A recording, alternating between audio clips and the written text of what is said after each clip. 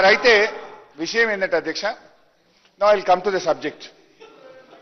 సరే, ఎనీవే చరిత్ర కాలం అన్ని విషయాలు తేలుస్తుంది.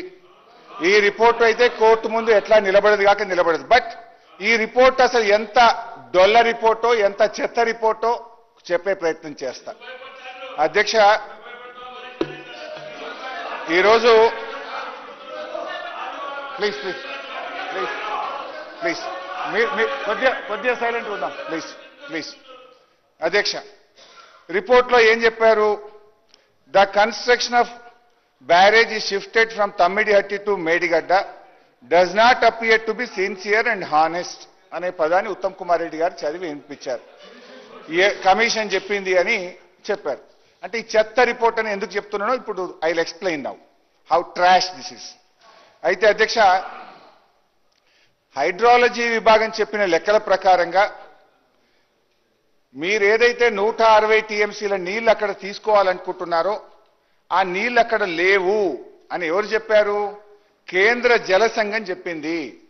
Central water commission dated 18/2/2015. I will read out the letter. ఇది నాది కాదు, సెంట్రల్ వాటర్ కమిషన్ కేంద్ర ప్రభుత్వం ఇచ్చిన లెటర్. 18/2/2015 లో ఏం చెప్పారు ఈ లెటర్లో? In case there arises a need for release of ecological flows as one of the condition in general being imposed nowadays by MOEF, wherein 30% monsoon flows, 25% non-monsoon, 20% in lean season, corresponding to 75% dependability year being advocated to be released. Under such circumstances, the proposed diversion of 160 TMC water may not be available for utilization. The strategy to meet out planned utilizations under such circumstances may be clearly brought out. అంటే ఇది 18 ఫిబ్రవరి 2015 అధ్యక్ష. అయితే ఇక్కడ ఒక point చెప్పాలి అధ్యక్ష. మా ప్రభుత్వం ఏర్పడ్డది జూన్ 2014. ఆ 8 నెలల కాలంలో నీళ్ల మంత్రిగా నేను మహారాష్ట్రకు వెళ్లి ఆనాటి మహారాష్ట్ర కాంగ్రెస్ మంత్రి ముషరఫ్ వారిని నేను కలిసి మాట్లాడాను. అయ్యా, మాకు తెలంగాణ వచ్చింది, మేము ప్రాణహిత కట్టుకుంటాము, మాకు అనుమతి ఇవ్వండి అంటే, మీరు మర్చిపోండి, ఆనాడు ఢిల్లీలో కాంగ్రెస్, ఏపీలో కాంగ్రెస్, మహారాష్ట్రలో కాంగ్రెస్, మా వాళ్ళు కాంగ్రెస్ వాళ్ళు ఉన్నప్పుడే 7 సంవత్సరాలు అడుగుతూనే మేము దీనికి అనుమతి ఇవ్వలేదు, మా రాష్ట్రంలో తీవ్ర వ్యతిరేకత ఉన్నది, మేము అనుమతి ఇచ్చే ప్రశ్నే లేదు అని చెప్పి ఆనాటి కాంగ్రెస్ మంత్రి ముషరఫ్ గారు చెప్పారు. సరే, ఎలక్షన్స్ అయినాయి. 6 నెలల తర్వాత కొత్త ప్రభుత్వం వచ్చింది.